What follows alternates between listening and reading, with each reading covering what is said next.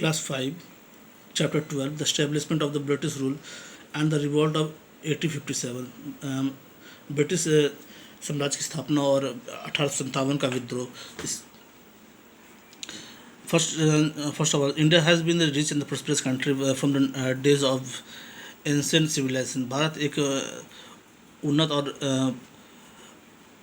prosperous country के रूप में, एक rich country के रूप में देखा जाता था. During the Mughal period, Indian goods such as Mughal काल में भारतीय जो सामान होते थे जैसे सिल्क, हैंडीक्राफ्ट, स्पाइस, मसाले वगैरह पूरी दुनिया में सप्लाई की भेजी जाती थी. This item reach the European market through the Arab merchants. ये चीज़ें यूरोपियन मार्केट में जो अरब मर्चेंट्स जो व्यापारी होते थे उनके थ्रू पूरी दुनिया में, पूरे यूरोप में पहुंचाई जाती थी. Discovery of new sea route. Discovery of new route के बारे में अगर देखा जाए तो लगभग 500 ईयर पहले की बात है, जब एक पुर्तगाली नाविक ने इस रूट की खोज की थी. वास्को डी गामा सेलर्स पुर्तगाल, जिसे 1448 में यूरोप और भारत के बीच के सी रूट की इस खोज की थी.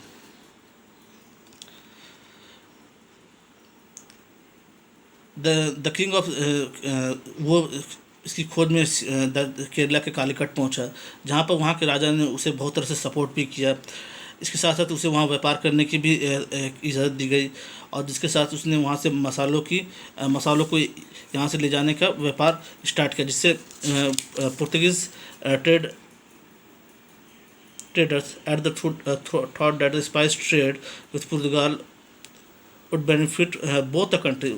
पुर्तगाल इस कहते हैं इससे दोनों देशों को काफ़ी ज़्यादा फ़ायदा हो सकता है. Coming of the other European, जैसे जैसे पुर्तगीज़ के बाद जैसे जैसे समय बीतता चला गया, बहुत सारे यूरोपियन जैसे ब्रिटिशर, फ्रेंच, डच, हॉलैंड के भी व्यापारी थे जो यहाँ पर आने लगे और यहाँ से व्यापार करने स्टार्ट किया.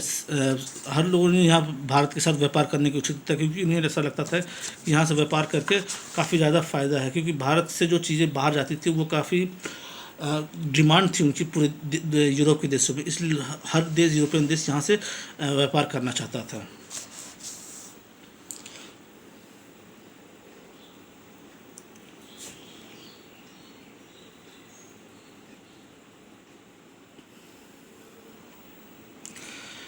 इसके साथ समय English trader from the group of London crying the east, this is known as the East India Company. They took the permission from the king came to India as big group and settle the Surat. Britain में एक group के कुछ लोगों ने एक company की स्थापना की जिसे ईस्ट इंडिया कंपनी बनाया गया, जो भारत में जाकर व्यापार करना चाहता था. इसलिए उसने वहाँ के राजा से, उस समय के राजा थे मुग़ल शासकों से इसकी परमिशन ली. इसके बाद उन्होंने अपना व्यापार स्थापित किया, जिसमें सबसे पहला उनका स्थान जो था वो मद्रास, कलकत्ता और बॉम्बे था. The British conquest of Bengal. British ने जैसे जैसे व्यापार करना स्टार्ट किया वो भारत में बसते चले गए और यहाँ के हर एक मामलों में इंटरफेयर करना स्टार्ट किए. सबसे पहले बंगाल में पहुँचने के बाद और जो मुग़ल शासक औरंगजेब थे, built a fort near Calcutta, namely Fort William. In those day Bengal was rich province. उस समय बंगाल एक रिच प्रोविंस था, एक राज्य था जहाँ पर खेती बाड़ी से लेकर बहुत चीज़ों के लिए काफ़ी ज़्यादा उन्नत राज्य के रूप में देखा जाता था. वहाँ के जो नवाब थे, Nawab Sirajuddaulah, he was unhappy with the behaviour.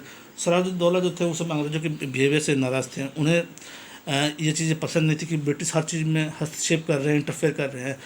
इस नाराज़गी के कारण ही ब्रिटिश और उनके बीच में लड़ाई हुई और जिसका नतीजा हुआ कि बाद में सिराजुद्दौला को अपने राज्य से हाथ भी धोना पड़ गया.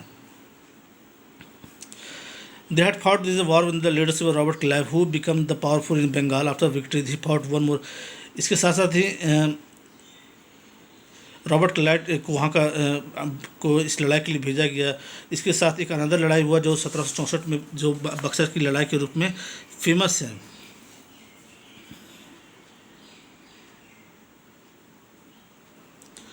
Mughal Emperor Shah Alam had to the Grand Diwane on the right to collect revenue of Bengal, Bihar, Odisha to the East India. Mughal शासक शाह आलम ने जो टैक्सेस था वो बिहार, झारखंड, बिहार, बंगाल और उड़ीसा के टैक्स को, रेवेन्यू को वसूलने के लिए ईस्ट इंडिया कंपनी को उसका ठेका दिया है. Thus the East India Company become the real ruler of the Bengal. इस तरह से धीरे धीरे बंगाल के पूरे इलाकों पर ईस्ट इंडिया कंपनी का कब्जा होता चला गया. Expansion of the British rule का अगर देखा जाए तो मुग़ल काल के पीरियड के ख़त्म हो जाने के बाद हमारे यहाँ जो भी जितने राज्य थे वो स्वतंत्र हो गए, मगर हमारे यहाँ आपसी एकता ना होने के कारण सारे राज्य एक दूसरे के साथ लड़ते ही रहते थे। जैसे जैसे ब्रिटिश यहाँ पर रस्ते बसते चले गए, वो यहाँ के हर मैटर पर इंटरफेयर करने लगे और एक दूसरे को एक राज्य को दूसरे राज्य से लड़वा कर उन्होंने दूसरे राज्य पर कब्जा करते ही चला गया। धीरे धीरे ब्रिटिश का पूरा कब्जा धीरे धीरे भारत पर बढ़ता ही चला गया। British policy of the economic exploitation जो हम नेक्स्ट वीडियो में देखेंगे।